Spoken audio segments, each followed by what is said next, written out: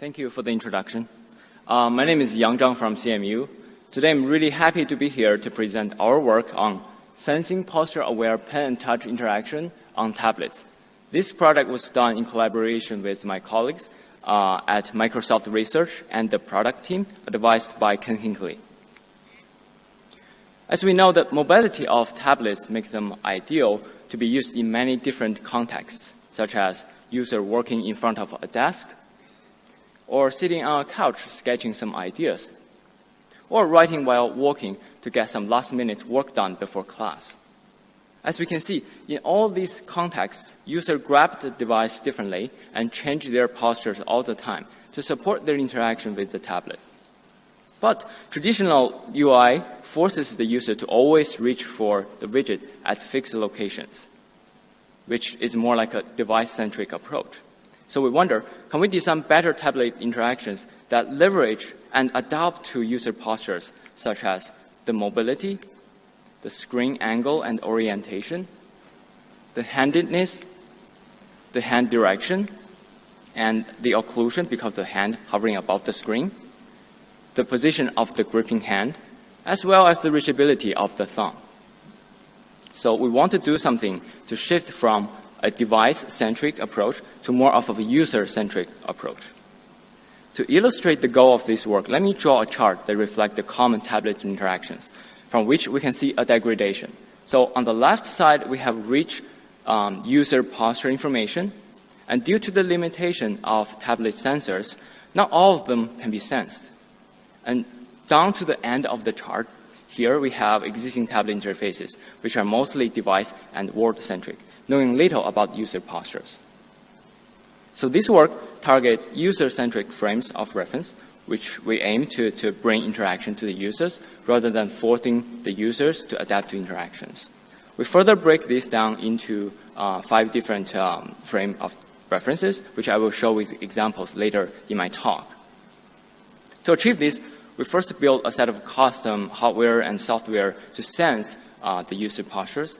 Then we explore different interaction scenarios where our posture-aware interfaces morph to a suitable frame of reference at the right time for the right posture. Here, I will show a quick preview of what we built in this project. Our posture-aware UI knows when the tablet is picked up by the user and comes closer to the gripped edge, so it's reachable for the thumb. It follows the planted palm on the screen, which preserves the palm position during some fine-grained drawings. It can also be summoned by an explicit touch gesture. Note that the widget knows which direction to project to and avoid hand occlusion. And it also knows when to disappear and when to stay on the touch screen based on the availability of users' hands. Now let me first talk about the hardware and sensors we used in this project. To sense beyond the touch screen, we built a self-capacitive sensing electrode ring, which we can see here. We attached this bezel to the top screen bezel of the Surface Book. This electrode ring has 52 electrodes. Each measures 10 by 15 millimeters with a thickness of 0.4 millimeter. This electrode ring is then connected to a customly built sensor board, which features 4 analog device capacitance sensing chips and a 120 megahertz microcontroller with Wi-Fi connectivities. Here is a picture of our tablet prototype. In total, there are 3 sensor signals we leverage in this project. The first one, as I mentioned before, is this screen bezel electrode ring, which projects a peripheral electric field around the device. This allows us to sense the proximity of a user's hand up to 20 centimeters above the screen. And second, we use the screen capacitive image. This gives us a rich contact information, such as user's palm on top of a screen, rather than merely giving us the touch location. And third, there's a IMU sensor, including the accelerometers and gyroscope, which we use to get the device angle and orientation. So these 3 signals work synergistically to reveal the posture information of a tablet user. Here's a short video that shows the signal we use to detect user postures.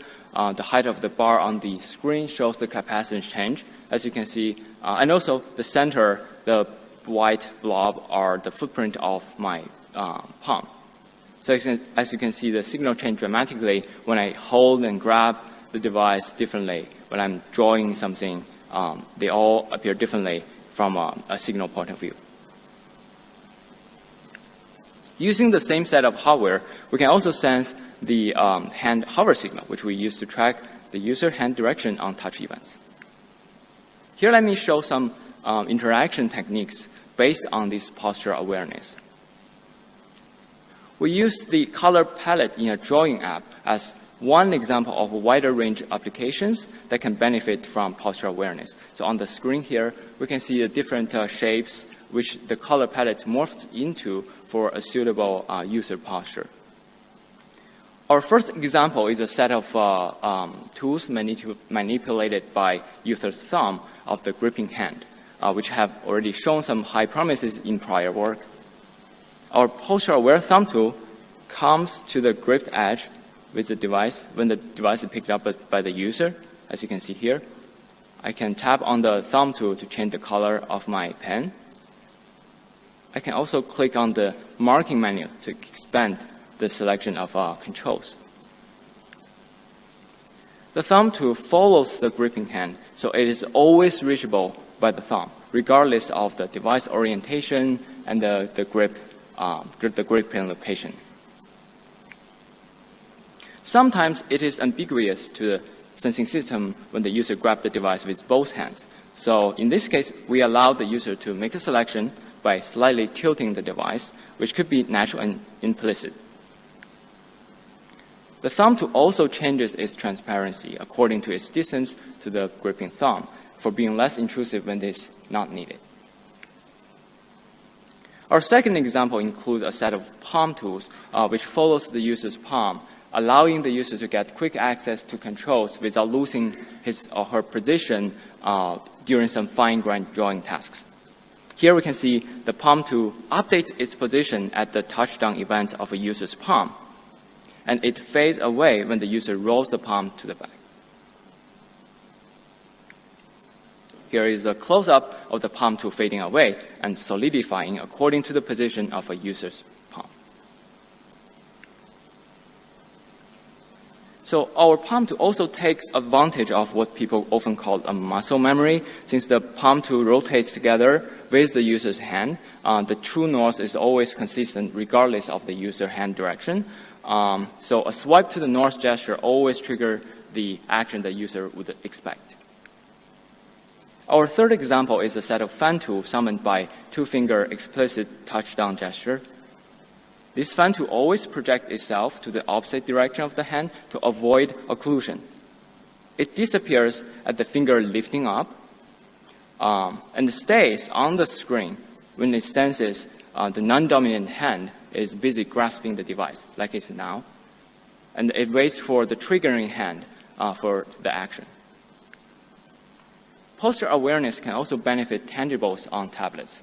We found that tablet users often have a hard time understanding the functionalities of the pen. In other words, it's not very discoverable what a eraser button can do and what the barrel button can do. So we built this app where the user can put their pen down on the screen to reveal their functionalities.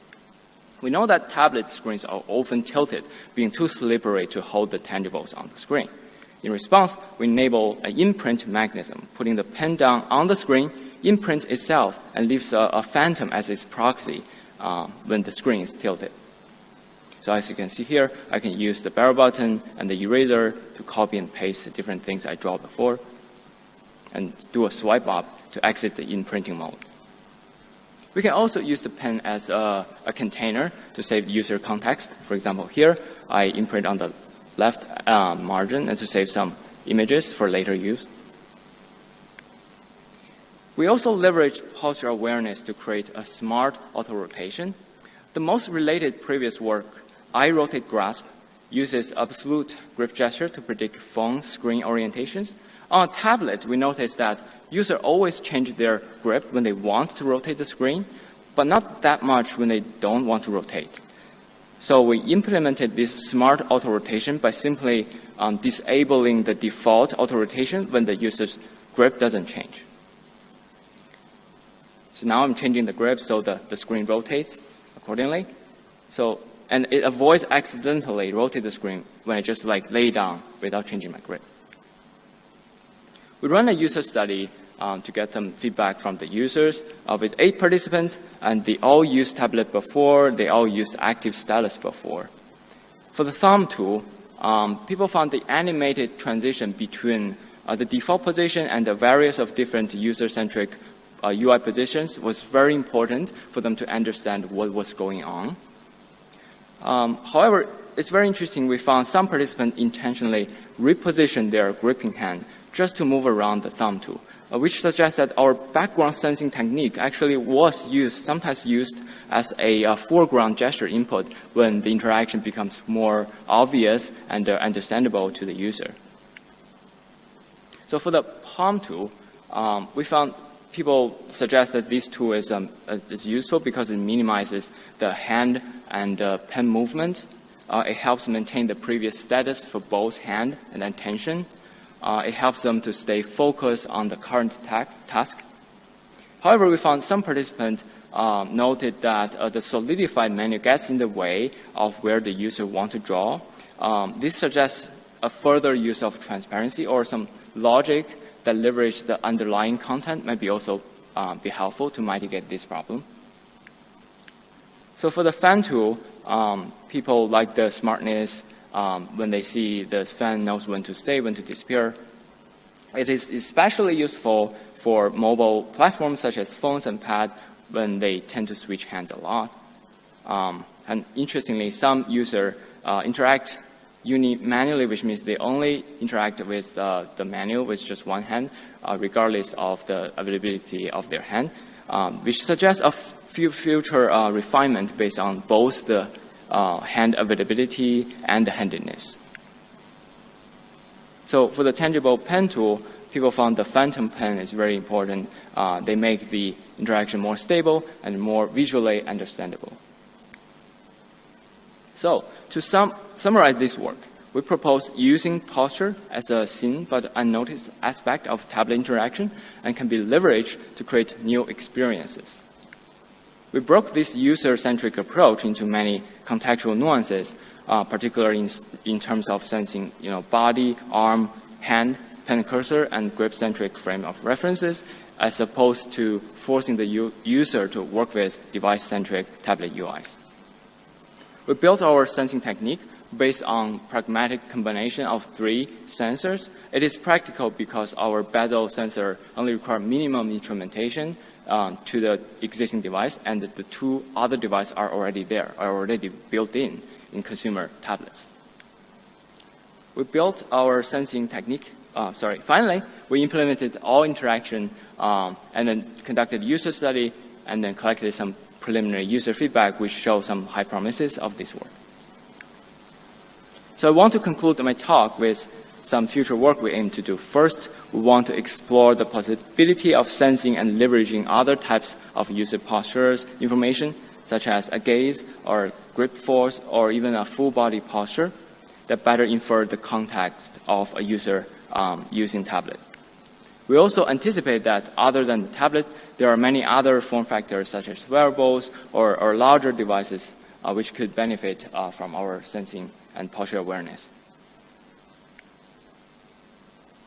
Finally, we need to study in more depth the trade-off between the fine-grained constant UI adjustment and versus the animated transition between a few simple states. We found during our early design study that a constant adjustment of UI could be annoying. So our final design took this into account and make the UI feel more stable and predictable.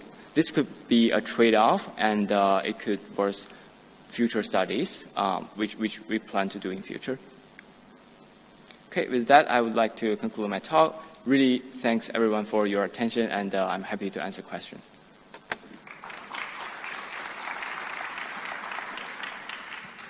Cool, thank you. That was interesting. Does anyone in the audience? Okay, could you just say your name and affiliation? Yep. Thanks. Fabrice Matulik, preferred networks. Can you hear me? Yes, I can. I know some people have. It's a bit difficult to hear. So great work. I see a lot of the techniques here. There's a lot of prior work on grip sensing and posture-based menus and pen interaction, and a lot of it done by Ken, actually. So I was wondering, what is in your opinion, the distinguishing feature of your work? What is let's say, the most novel tool of your interface compared to all that prior work? Because from what I see, like the Phantom pen seems to be pretty novel, but the rest, I feel I've seen in a lot of prior work on tabletops and tablets, and a lot of it by Ken. Yes. That's a great question. And actually, in the paper, we did acknowledge a lot of prior work. I actually did a survey type of table that basically group all the previous work that we thought are relevant. Many work are from Ken, and then position our work among the previous work. Actually, I will give you one example. So the thumb tool was originally from Ken's group, but they always assume the position of the user's grip hand. So it's still like, it is useful, but sometimes you don't really know what is the best posture user might want to do with their tablets. You cannot simply just assume that they will always grip the same location every time. So now with our technology, including the sensor that I built in this product, we finally have a tool to infer the location and such information to do a better job to adapt to users' posture. Especially, we found that users tend to change their posture to avoid fatigue and in different mobility levels. So they tend to switch postures a lot. And I think part of the core contribution is the sensing technology and also the investigation on how to combine practical sensing technologies to better infer user posture to improve based on previous work.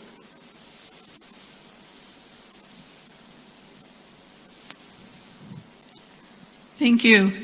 Interesting talk. I'm a big fan of the pen-centric computing. I have a couple of areas of question I was wondering if you were working on or had any data on. One is false alarm rates for some of these different capabilities, and also what is your strategy for minimizing false alarms. The other is user testing where people are engaged in situated tasks, and whether you've evaluated the cognitive load of the continual adaptations that they're experiencing as they work, and what the impact is on performance.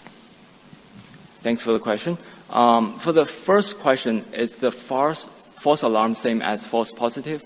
For example, like I detect the sensor detects user grip at one location, but actually the user is gripping at another location. By false alarm, do you mean false positives? By false alarming, I mean that the interface itself completes an adaptation which was not the user's intention. So instead, it is experienced as a disruption. Yeah, actually, in our early design, we did find sometimes we overly optimize for user postures, and that could be annoying. Give you one example is the palm tool. In our early design, actually, we control the palm tool to always, like a puppy dog, always follow the user's palm no matter where they go. And we did some study on this early prototype, and people found it's just really annoying because they saw the UI, they expect the UI to be there, but when they draw something and their palm can move a little, and then if our UI just follows at that fine-grained detail, that fine-grained resolution, it becomes a little bit annoying because the user wants to touch the location they expect the UI to be, but the UI moves a little. That's why there are a lot of refinements in these projects where we did to make the UI more predictable, like matching what the users mentally would expect for the UI. More details are in the paper, so please refer to that if you are interested in more details. And for the second question, we did the study kind of in a controlled environment in our lab without considering the user's contextual information. But I think that's a very good point for future work. What if we bring this tablet to the users when they are on site, when they're working on their stuff, and how can these type of interaction be more useful when it's deployed in the wild? I think that's definitely more merit future research. Okay, let's thank our speaker again and congratulations on the honourable